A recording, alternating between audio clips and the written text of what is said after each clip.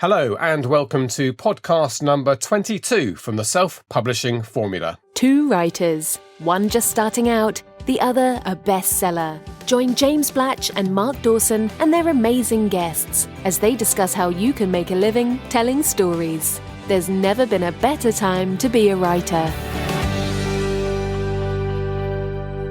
Hello, welcome along to our weekly podcast from the SPF with Mark and James.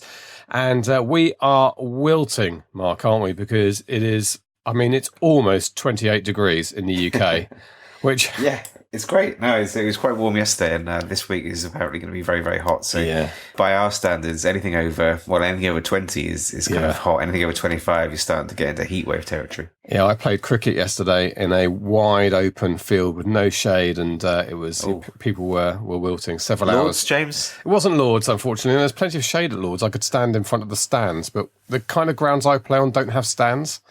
And people watching. But anyway, it was a very good match. How did you do, more importantly? Well, we lost the game by 9 runs, and I think I scored about 9, so I didn't really help very much. We had a bit of a collapse in the middle. I stayed in for several overs, but couldn't get the ball off the square very easily, and then I was caught and bowled trying to push ahead.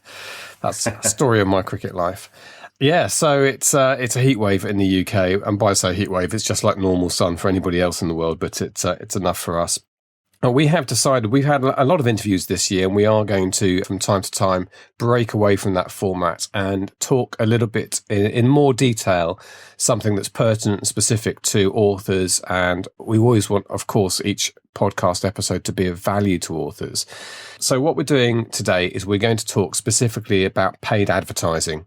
Now, paid advertising is, without question, an essential part of the armoury of a modern author, self-published author who's trying to get on and trying to build a business. You can't sit there. Unfortunately, the days of having your Facebook page and your Twitter feed organically growing and sharing and getting you sales and getting you sign-ups to your mailing list are gone. And the platforms, which we're going to talk about in more detail, have made sure of that because it's partly how they're operating now in the commercial sector. They all started off perhaps without adverts. Twitter, certainly, and Facebook, I think, introduced advertising several years into its life. But they are now very much focused on that as a business. But don't despair, because it's something that can be used and can be leveraged to your advantage. So this is about paid advertising. So if you're an author, you're sticking some dollars into advertising. Where should those dollars go? Where is the best bang for your buck? What should you be focusing on? What's hot and what is not in this world?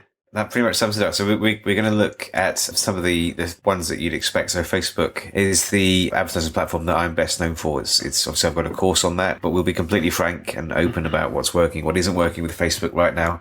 We'll also look at Twitter. James will talk about YouTube because he is in the kind of the SPF lab at the moment doing lots of experiments on getting YouTube ads to work. I'll talk about BookBub ads. I've had quite a lot of experience of those now, and we'll touch on other bits and pieces like Instagram, Snapchat, Pinterest, maybe, and anything else that comes to mind. And we should say this is not just the ramblings of two British men who are overheating in the sun. We have a community now of SPF authors which runs into the thousands. And we have a lively discussion in social media and other areas. We've had quite a few guys on, of course, guys and girls on over the time of the podcast. So all of that is feeding into the sort of state of play of where we are. And this is, by the way, something that we should do regularly because it is a quite fast changing environment. And from time to time, we'll take some time out just to say the mechanics of where your money should be going. Where is it working? So, okay, so without further ado, I think we'll press on. And you mentioned, Mark, that you've created a course on Facebook ads. And, some people may think, well, of course, you're going to recommend them because you've got this course. But we should point out that is the other way around, in fact. The reason you've done a course on Facebook ads is because you know that they work and that they are really the backbone of your author career. And certainly hundreds and hundreds of the people in the SPF community, I think, would agree with that. Yeah, they are now. It wasn't always the case. I suppose I've been doing Facebook ads now for a couple of years and was doing pretty well before I started to advertise. But once I started getting into it properly, that was accelerant for some fairly rapid growth from 2015 onwards. So it is the platform I'm most familiar with. I still spend the most of my advertising budget on Facebook, although I'm spreading things around a bit now. But yeah, it is the one that's been most effective and it still works well. Let's start with a major question. Is actually when a lot of people start moving into this area of marketing and their own business and their own books, they get a bit confused when we talk about social media because everybody is familiar with their normal social media experience, which is not paid ads. It's what we would call organic social media, i.e. you have a page, you have a Twitter account or Instagram account, whatever, and you can do your best every day. And I see authors, I follow quite a few online, and I see some of them work really hard at regular news and trying to get shares and likes. But why, Mark, is that not enough anymore? Well, there's a few reasons. I mean, it still works, and it is important to have that in your kind of arsenal, but it doesn't really work because, certainly not as well as it used to, because Facebook really curtailed what we'd call organic reach. So if you post to say you've got a Facebook page with 100 people on it, 2 or 3 years ago, if you did a normal kind of update post saying that, I don't know, you've got a new book out, for example, it might have got out to 50 or 60 of those people. If you do that today, it'll get to 1 or 2 maximum. The reach has been severely culled. And they've done that deliberately, right? They've done that deliberately because they know that they've got a great platform with people who will react to those kinds of messages. So it's quite reasonable for Facebook to say, well, if you want to do that and take advantage of the platform that we've built, you're going to have to pay us for the privilege. And that's what they've done. So they've curtailed organic reach and they've opened up reach if you're prepared to pay for it. So that's the kind of the equation you need to look at now when it comes to Facebook, and also when it comes pretty much to all platforms, certainly the ones that we're going to be talking about today. And so the two sides of that, okay, they've made tweaks to the news feed, and there's very complicated algorithms go into this, and it's the heart of the Facebook business. But partly what they must do and they want to do is to make sure the news feed is a lively and entertaining place for you. Otherwise, you're going to stop using Facebook. So partly they're doing that, and they're working out who you like connecting with most often. They're going to start prioritizing. They've already done this, of course. They're prioritizing those people. And you'll be friends with some people and very rarely see any of their news posters because you haven't interacted with them for a long time. If you go and seek them out, exchange a few likes here and there, you'll suddenly find them popping up more commonly on your news feed. But the flip side of that is that what they have made available in terms of the targeting on the paid advertising side is, well, it's frankly phenomenal, isn't it? I mean, it's allowing that complexity to sit there on your desktop and opens it up to you to use. And I guess what we're going to talk about now is how to use it. Yeah, absolutely. It's super powerful. There's so much you can do with Facebook ads, iterating the platform all the time. So video is big now. Lead generation is big. Canvas ads are getting quite big. So there's loads and loads of different products that they're always testing. And, you know, it's quite a lot to keep on top of, but the benefits of being on top of it are pretty significant. So it's certainly worth the effort in terms of time and also in terms of the money you'll need to spend to play on the platform. Okay, so let's drill down to a little bit of detail now. You mentioned lead gen ads, and I suppose there's a good time to talk about the two basic campaigns that most authors will run. One is to sell books, but the other is to build a mailing list. Is Facebook still good at both of those, the paid ads side? Yeah, absolutely. I mean, it's more competitive these days, so you've got to be a bit smarter about how you do things. But I mean, I was going to give you quite a lot of numbers. Coincidentally, the reporting platform went down this morning, so I can't get all the information that I wanted. But the bits I do have, in terms of building a list, we'll look at lead generation because that's the new ad product that Facebook rolled out about 6 months ago, maybe a bit longer than that. And it's a facility that enables you to collect someone's email address whilst they remain on Facebook. So you don't need to send them off Facebook to your platform where that transaction takes place. It's all on Facebook. It's 2 or 3 clicks in total. Very convenient, very smooth. And it's good for Facebook because they don't lose traffic off their platform. And it's good for authors because you don't lose people along the sign up progression. So the examples we can talk about. There's one for my own books, so it's a lead generation for my own mailing list, and there's one for the self-publishing formula mailing list because we obviously run ads for that side of the business too. So let's look at the books first. It's probably slightly more relevant for most authors listening. I've been running these ads as a video lead gen ad. So it's me in a video talking about offering a couple of books to people if they sign up to my mailing list, telling them what they can expect, what the books are like, the kind of characters and series they're compared to, all that kind of stuff. And I've been spending around about, in fact, I can tell you exactly what I've spent. For the last month, I'm spending around $75 a day. And that's bringing in around about 93 subscribers every day. So that's what I call a cost per acquisition or cost per subscriber 80 cents. But the kind of the wrinkle I have on that is that I send those people to what I call an upsell page once they've subscribed, and that just gives them the chance to buy one of my box sets. So I know they're interested in the series, so it makes sense for me to offer them a box set to buy as well. And when those sales, round about $14-15 a day, are factored into the equation, that brings the cost per acquisition down to 63 cents. So that is well within the tolerances of the campaigns that I run, getting people in at that kind of level. And we've mentioned this before, but one of the starting points is that you would know how much an email address is worth to your business. Yeah, roughly. You can kind of run some maths, and as you know, James, that maths is my strong point. You can run some calculations that'll work out what you think a subscriber will be worth to you when you factor in how many launches you'll have each year, how the kind of percentage of your list that will react to an email saying you've got a launch, and then you multiply that out by 2 or 3 years, and you can get some kind of rough ideas as to what those subscribers are worth to you. And 63 cents per subscriber is well underneath what I'm prepared to pay for a subscriber, based on the experience I have of running launch campaigns to those kinds of lists for the best part of a couple of years. Okay, I want to unpick a couple of things that you mentioned going into that. So first of all, you talked about a lead gen video. So the lead gen cards, we'll just explain this slow time because not everyone's familiar with it. I understand the concept. You used to have an advert and you created a landing page separately for that, a nice clean landing page so that people clicked on your advert, which said, grab a couple of free books from me.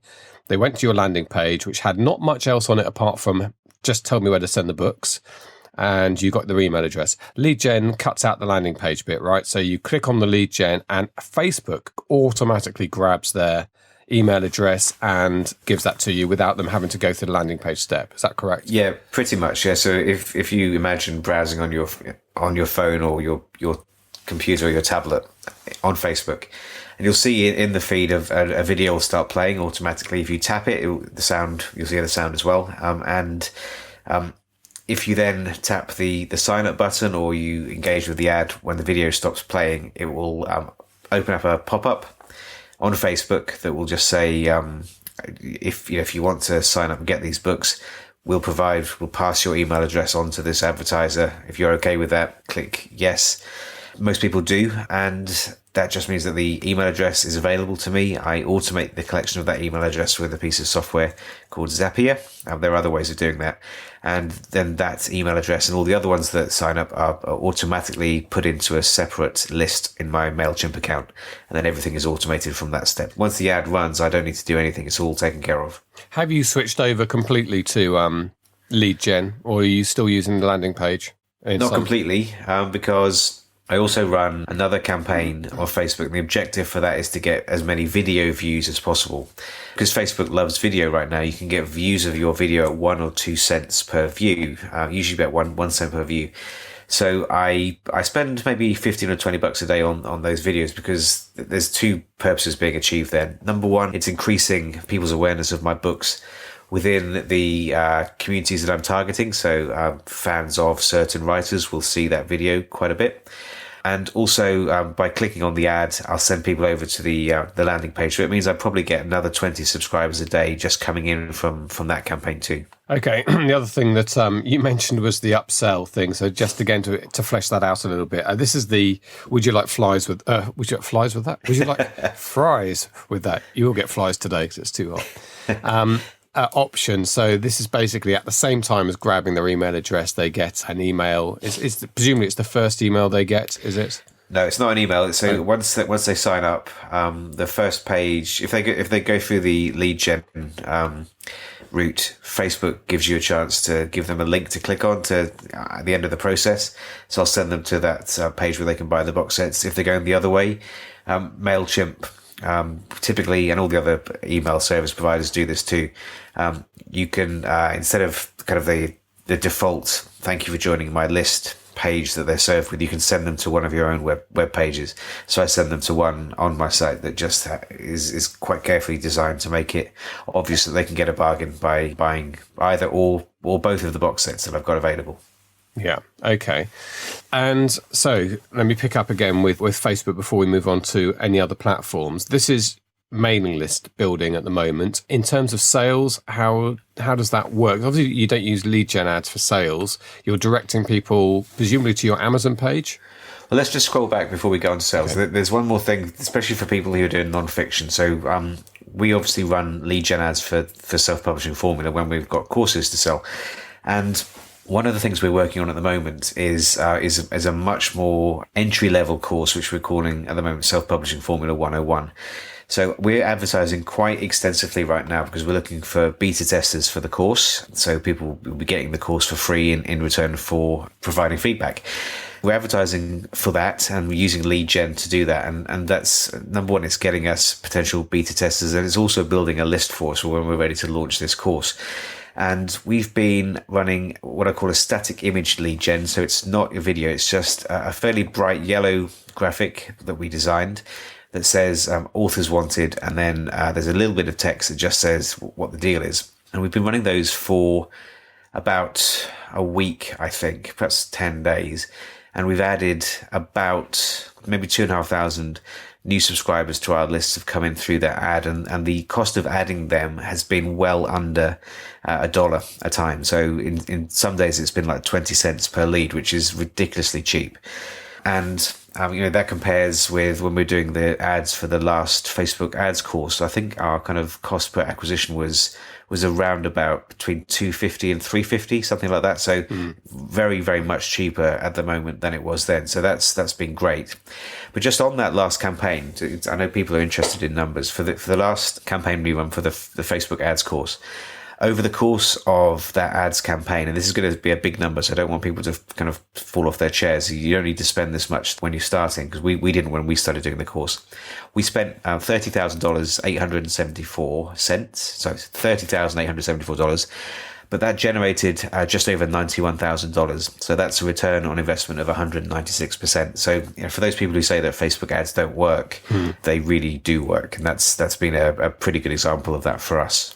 Okay, I mean that's the two sides, and people obviously know that the Facebook course sells for hundreds of dollars and books sell for a few dollars. So you are looking at a scaled down version of that, and people don't need to, as you say, faint when they hear how much we spent on ads. No. And we'll talk on the other platforms as well, because we use YouTube advertising and Twitter ads the time before. So when we come onto them, we'll also talk about SPF as well, because that's usually our starting point actually is the SPF, because that's our business that all three of us run, and get it going and working there is the starting point, and then we move on to books and authors. Okay, so that is mailing list growth. We talked about the fact that each email address is worth something to you over time, and you've got the upsell option as well to try and minimize the cost of getting them on board, and a very important part. And the list, the list system, this is not specific to authors. As you've heard, we use it in SPF for our courses, but pretty much all digital businesses in some way or form have a list at their heart, which is the way the business operates. And so list building is essential. And we would always recommend, wouldn't we, to authors that they do focus on list building, particularly in the early days. They don't dive straight in trying to sell books through advertising, or at least they do the two in parallel. They don't just do one. Yeah, list is the most important for new authors just starting out. You have to get a mailing list. It's absolutely critical. It's the most valuable asset you'll have as a creative professional. And to be honest, it isn't just digital businesses that need mailing lists. I'd say even bricks and mortar stores that you need mailing lists these days. It's a great way to reach your customers. It doesn't really matter what you're selling. It's important to be able to reach out to them and tell them when you've got something that you think they might be interested in. But it's especially pertinent when it comes to what we're doing.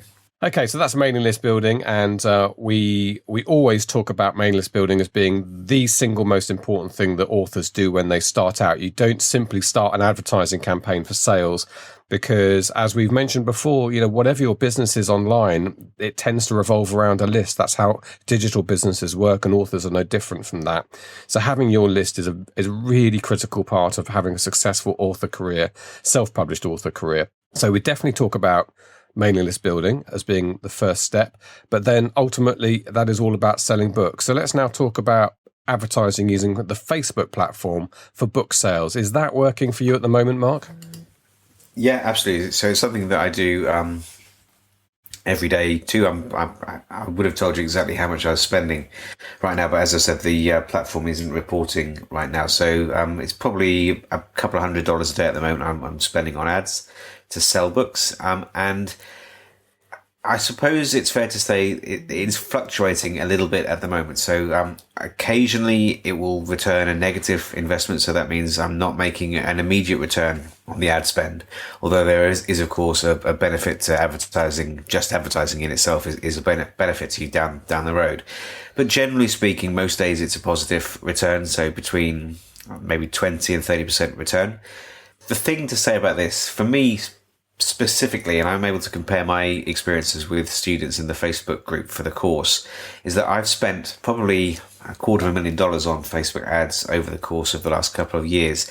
So it's getting more difficult for me now to find fresh audiences that haven't already seen my ads more than 3 or 4 times. So I'm having to be quite creative. I'm doing lots of retargeting at the moment. So that means if you visited my website or you've seen some of the videos I run on Facebook, I'll then serve you with Facebook ads to try and sell you a copy of the book or a box set or something like along those lines. But other students in the group are getting returns of over 100% in some cases. So it's still a very, very successful platform for sales. It's just for me, I need to be a bit more nimble than I had to be 18 months ago. And that's just, I think, because I'm chewing through the audience even a big platform like Facebook can provide. You're right. I mean, that's one of the questions people ask is how big is the audience? Are we going to run out of audience at some point? But you advertise on quite a big scale, though. Yeah, I do. Yes, I mean, I'm running lots and lots of different variations of ads, and the spend occasionally when I was spending the most. So maybe a year ago, probably up to $1,500 a day in terms of ads. So I've scaled that down now. I'm concentrating a bit more on building my list up more. So probably got 60,000 on my mailing list now, and that for me is going to be it's very valuable for me right now. But that's going to be even more valuable down the road as I start new series or just continue to build my back catalogue. And we've taken a little pause on the income reports whilst we launch the course, but I know you're going to do another one soon, probably for this month. Yeah, that's the plan. Definitely like to get back to that again. Yeah, good. So in terms of overall, before we move on to other platforms and other ways of spending your dollar advertising, would you say from where we are at the moment that if you only chose one platform of everything you've got available, and I would include, old media here as well, newspapers or whatever are always an option for you, you would still choose Facebook? Yeah, definitely. It's the most mature of the markets. I suppose Google AdWords is more mature than Facebook, but Google AdWords is very, very expensive and not, in my experience, particularly effective for this kind of thing. So, yeah, I mean, Facebook should be the first port of call for anyone looking to build lists or sell books directly. Okay, good.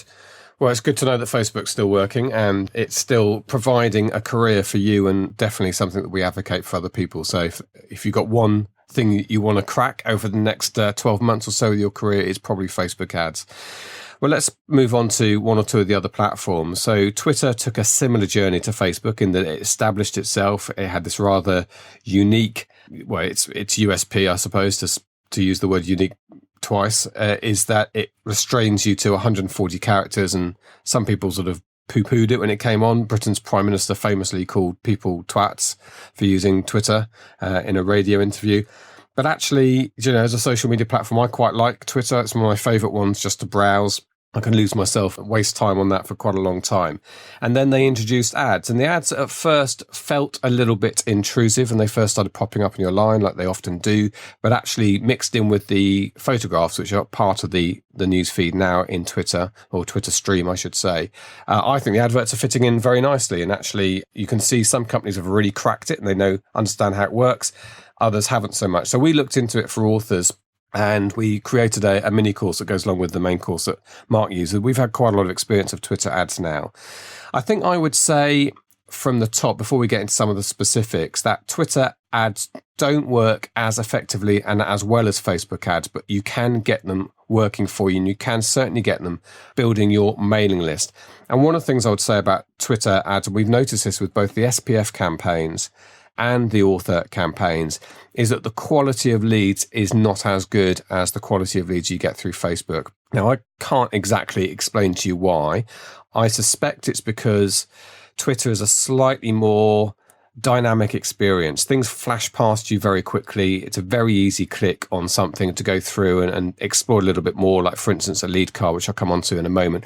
With Facebook, you make more of an option to go to the advert. You're drawn into the advert because it's specifically attracting you. You've made more of an effort to click on that, watch the video or so on. And so maybe there's a quality difference there. I'm not sure I can fully explain it, except I think that is the difference. And we've had some feedback on that front as well, that although people have been building their mailing list, they haven't found as useful, the leads as valuable to them as the ones they're getting through Facebook. But that's not to say that you can't build leads. And we built, I think, 500 or 600 email addresses through Twitter advertising for the self-publishing formula campaign for launch 2 back in November last year, October, November, yeah. They offer a similar type of advert for you. In fact, they pioneered the lead card. I'm pretty certain the lead card was on Twitter before Facebook took it up. And that works in a similar way. So you design your advert, you design a little image around it. They're quite strict on the characters, very similar to Facebook in that front. The lead card is long and thin.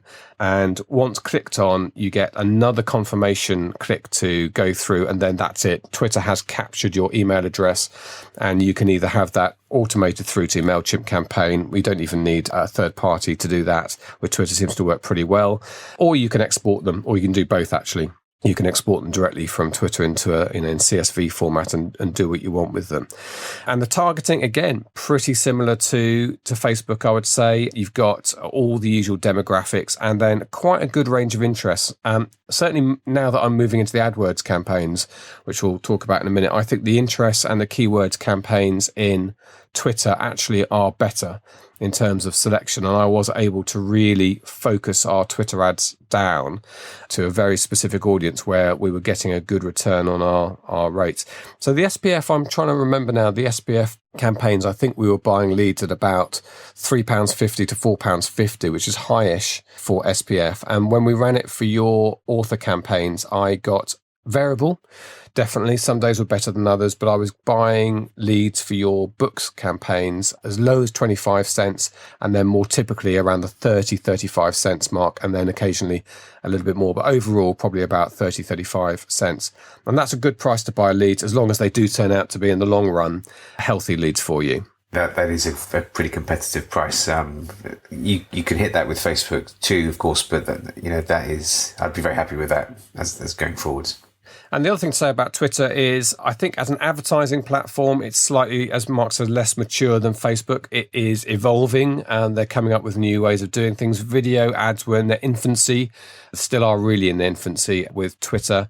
It's definitely one to watch. And if you get a chance, it's quite an intuitive platform. It doesn't take too much to get your head around it. It's definitely one, I think, to be familiar with at this stage and to start playing with and running some limited campaigns, because there will be a time in the near future when enough people are on Twitter that stretch across a wider demographic than perhaps they're at the moment. It is a bit of a younger audience. Then you will start to perhaps see better returns. And that's actually, thinking about it, I'm thinking out loud here, that might be the main difference between the quality of returns, is you do have a slightly younger set on Twitter. It gets even younger when you go down to Instagram and Snapchat. But Facebook, for one reason or another, I'm in my 40s, clinging on. No way. Yeah, a surprise, I know. But almost everyone I know is on Facebook, and it covers a very wide demographic, including the silver surfers, including the old audience. And if you're writing books, they're a good market for you. In fact, I think your demographic, actually, Mark, is probably, 45 plus for your... 40 plus, yeah. It will be... obviously, I've got readers all over the place, but the kind of the biggest slice of the pie is 40 and up. So that might be the difference with Twitter. It might be the fact that it's still rolling out. It's still being adopted by all the current users are getting older, of course. But as you get an older demographic on, that might be the difference between profit and loss for us on Twitter. But as I say, it's a nice platform. It's intuitive to use. It's pretty simple to set up. And we did get some pretty decent returns at the price we were looking for. The question mark over it is how good a quality are those returns? But you may be in a different genre from us where that works better. If you're looking at a younger audience, it might be Twitter gives you better results indeed than Facebook. YA has always struggled a little bit more on Facebook because of the demographic. So I would definitely view Twitter as one that you should be involved with. Shall we move on to YouTube, which is kind of the new kid on the block for us? Yes. Even though it's been around for a while, and YouTube ads are nothing new.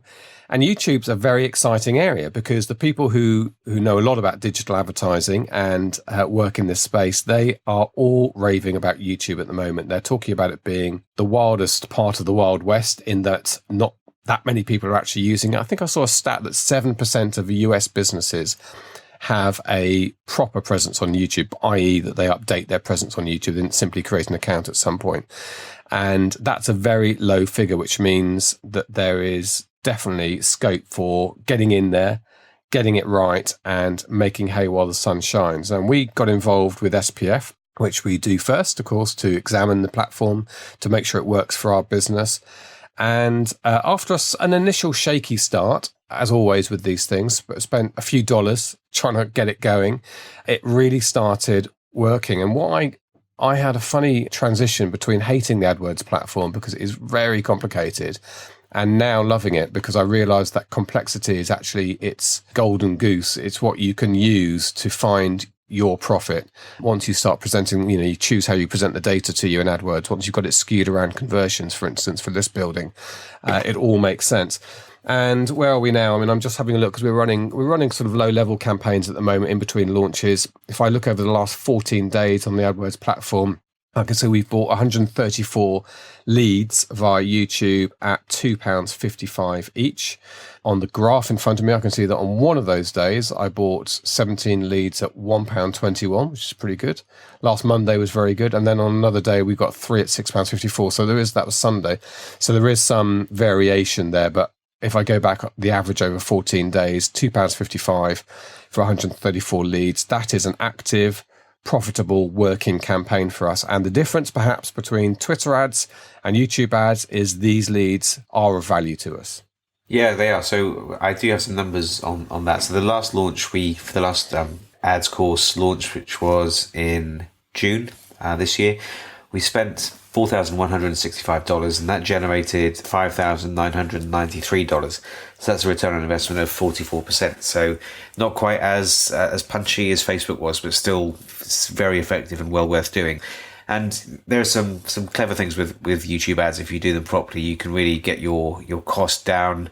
And as you say, James, we're starting to look at taking videos that we've shot for Facebook ads, turning those around a bit and starting to use those on YouTube. And we're getting some decent results coming in for books as well. So that's definitely something that we're interested in developing as we go forwards. Yeah, we're in the midst of that, and I'm recording screen flows for a course that we're going to be rolling out as part of what students already signed up. It's a bit early to give you a lot of data on the books yet, but we're in the midst of that now and starting to see the results that we want to see. Yeah, the great hack that's available for YouTube ads, which some people know about, is that you can actually get a free view. So the way YouTube video advertising works is that you get charged per view. So I could see, for instance, those 134 leads I talked about over the last fortnight, the advert was served 22,800 times. I got 5,032 views from that. So that's a pretty good conversion rate, actually, 22%. And I was charged 7 pence per view. However, what counts as a view is somebody watching at least half your video or 30 seconds, whichever comes first. So if your video is 60 seconds or more, people have to watch 30 seconds of it before you actually get charged. So if you cleverly design your video, and that's how we teach people to do it, and you basically put all the information they need in the first 20, 25 seconds with a nice big clickable banner, you will get a percentage of people who will click through. They're called click-through views and click-through conversions that will give you a free conversion. You won't have paid anything for that. And that obviously lowers the overall cost of your conversions. So that's a decent hack there for YouTube videos. And I love the fact that YouTube, it's not like a loophole. YouTube are quite happy with this, and you actually call them click-through conversion rates, and they show you your rate and how many click-through conversions you've had. You can have that in your data displayed on your dashboard as well. So the different types of video, and this is a bit of an unknown, and I think it's one of the major sort of hurdles that sits in front of authors when they think about YouTube advertising, and in fact the video advertising on Facebook, is that most people could probably bring themselves to design a picture ad, right? A banner with the click here stuff on it, or they can design it and speak to somebody who can design it and create it for them. But when it comes to video, people do have a bit of block in their minds about where they start with video.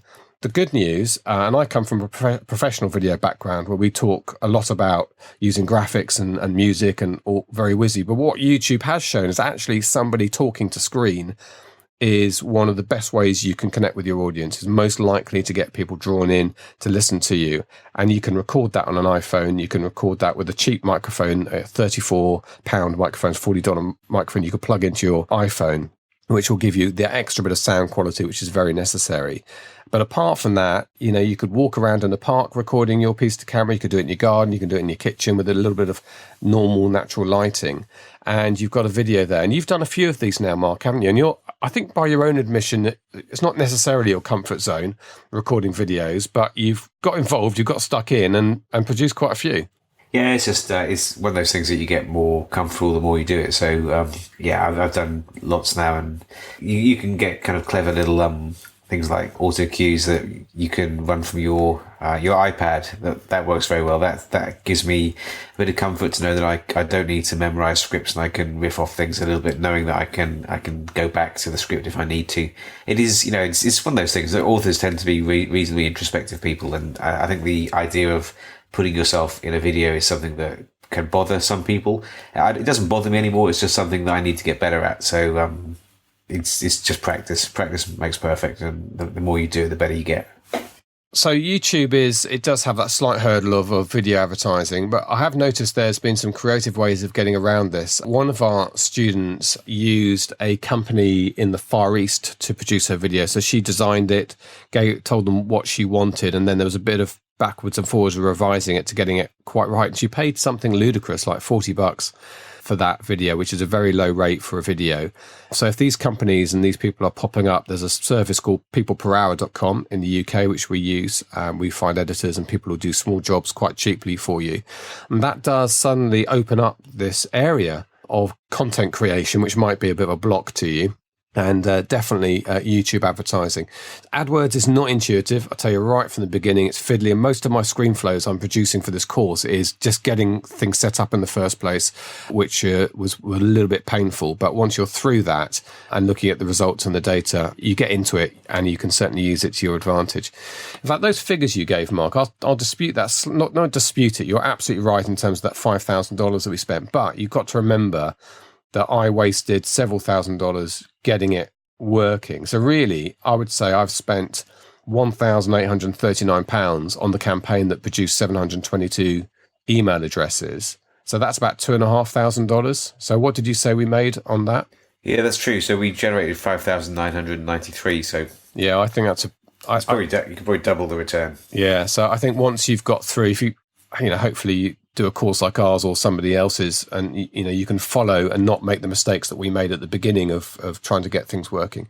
There's something I'll mention here, and I know you perhaps have a different thought on this, but I could not get the United States market working for us. I mean, I'm looking at the figures here. I'm buying, some of those conversions, 28 conversions at £18 on one of the US keywords campaigns. The same keywords campaign in the UK was the 722 at £2.55. So I couldn't get them working in the US, and I actually think that it was because, although Britain is a good brand value in the US, I think Britain has quite a good brand value despite any politics that may have happened in recent weeks in the UK. I think it works very well. People like that and they trust it. But I think it didn't quite have that connection with a very British environment. When it's video, you're listening to somebody talk and speak, and it doesn't feel like it's necessarily for you when you're in America and it's a British person in Britain talking. So we have a plan to get some American voices in. I'm going to try that in the future. But yeah, at the moment, we are running YouTube campaigns successfully in the UK and have not got them working on the US-Canada border. So you might find if you're American, it's the other way around. Yeah, tip for British authors, don't speak with crumpet and tea in your mouth. No. It doesn't go down well. I don't think you should have done that. Also, you probably should have had some clothes on. Yeah. May have been the other reason. Good. Okay, look, we're going to mention one or two of the others, the up-and-coming new kids on the block and the younger demographic. And one of the things that we hear a lot about in the chat online and the various forums of people trying to get their book sales going in the digital space is that people who write for the YA market, and children's books have not found it as easy using the methods that other people are using if you're writing thrillers and erotica or romance and those other big genres. So they do need to be done slightly differently. And this is where Instagram, Snapchat, for instance, may well come in. However, the early reports we're hearing from people who've been using this is that Instagram in particular is good for visibility, good for raising awareness of you as an author, and that could have a good positive knock-on effect. Let's face it, lots of advertising is simply about raising awareness of your product, not necessarily directly selling it, and that's an important part of you being visible and being seen, but not necessarily good for actually getting email addresses or actually making direct sales as a result of the advert. But it's definitely something we're curious about, isn't it, Mark? Yeah, I'm not going to be categorical on this at all because I don't have any data on it. So it will be one of the platforms that I look at next. I'm sure it can be made to work. It's just a question of testing, finding the ads that work, working out where the audiences are, working on the copy, all that kind of stuff. I'm absolutely sure that it can work. Same thing goes for places like Snapchat. That's probably the one I'm most interested in right now, which is certainly aimed at a younger demographic. Should be powerful for YA, things like that. I mean, and saying that things like Facebook ads, they do work for YA too. It's a bit more challenging because you might be advertising to the not to the reader, but to the person who buys the reader their books potentially. And Facebook is a slightly older platform, but even with all that being said, we've had authors like Eva Poehler who has done extremely well with her YA series, which wasn't doing great until she started to advertise it, and now she left her job after getting those ads to work. So it's a bit more difficult, yes, but impossible, definitely not. And yeah, and the more we look into other platforms, the more we'll find different ways to reach different kinds of readers. Yeah, we should also say that later this week, we're going to be interviewing a man who used Facebook advertising specifically for a children's book with great success. And this is somebody who's gone on to recommend and run Facebook advertising campaigns for quite a few noticeable startups. And so we're going to hear how he did that specifically for children's books, but also a lot of valuable lessons, I think, for whatever genre you're in. I'm not sure when we're going to broadcast that yet, but we're going to be recording that this week. I was just going to mention, actually, before we leave the area of YouTube, more specifically, the whole concept of lead gen. I mean, I do think this is something YouTube could do with introducing, because you do have to use the landing page method with YouTube. And when you're already having to really optimize and work hard to optimize to get the returns you want, you could do without those intermediate steps that may lose somebody at that point. So I don't know what AdWords their plans are for YouTube advertising in the future, but I would definitely like to see some sort of instant click on your video that maybe with one confirmation click then provides your email address into your list. They do have a very, very good and thorough remarketing setup, and it's very important to get that set up right at the beginning of your YouTube ads life. That does allow you to specifically target anybody who's visited your website, any of the pages, or specifically target anybody who's visited your YouTube channel, as well as, of course, people who've engaged in your campaigns in the past. And that remarketing, suddenly you've got an already quite optimized audience there, and you will get a higher hit rate from that. But yeah, we still don't have the lead gen click, which I think maybe is a little bit lacking on YouTube at the moment. Exactly, but it'll come. They'll be keeping an eye on what's working on the other platforms, and they'll need to innovate in order to keep up with people like Facebook and Twitter. So, just a question of when it happens. Okay, well, I guess we just need to summarise. We've been talking for 3/4 of an hour now, which is a long time for you and me to rabbit on. But this is really the bread and butter of people's existence. If you're an author running your business, classically we talk about the afternoon, don't we? Write in the morning and then run your business in the afternoon, or however you want to have it set up. And it can be a little bit daunting. It can be dispiriting on occasions when you've put dollars in that you're not going to get back and you've got no results for them. But when you do get that working, when you have listened, watched results from other people, taken stuff on board, optimized your audience, you start to see returns. That can be one of the happiest moments of your professional career. Yeah, it's amazing. And I just in terms of lead gen, I remember getting my first non-family member signing up to my my mailing list, and that was through just an organic sign up in the back of a book. But even so, the sentiment is the same, and it was a pretty amazing feeling. I suppose it's a measure of progress now that I get emails from MailChimp saying you've had 150 signups today, and it's kind of like, and next, yeah, it's which is I should probably get out of that habit, because it's useful to remember that all of those 150, maybe 10 or 20 of those will become kind of diehard fans, and you don't need that many diehard fans to sustain yourself as a creative professional. And being kind of flippant about it is not the best thing in the world. So just kind of remembering that each of those people can have a really important part to play in my career down the line. Okay, we're looking around for a good guest to have on YouTube adverts, which we will do at some point, because we're going to revisit that as the one that we're looking into at the moment when we've got more data to share with you.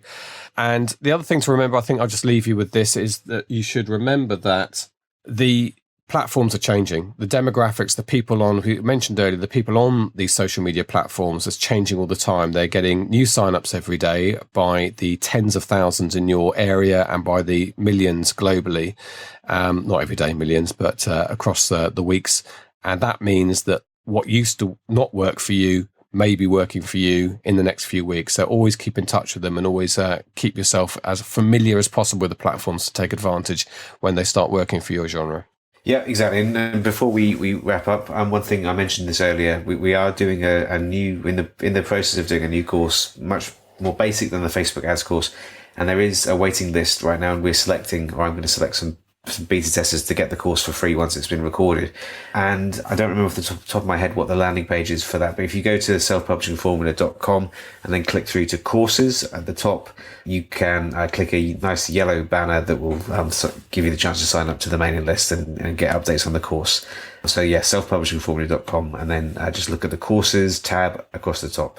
Yeah, 101. Do you want to quickly tell us what's going to be in the course, Mark? A little sneak preview? Well, everything really. It's going to be the starting point will be you've just finished your manuscript. So let's say it's in Word or Scrivener, and it will be what you need to do from that. And it will include modules on pre-publication, things like building websites, mailing list, low-level advertising, that kind of stuff.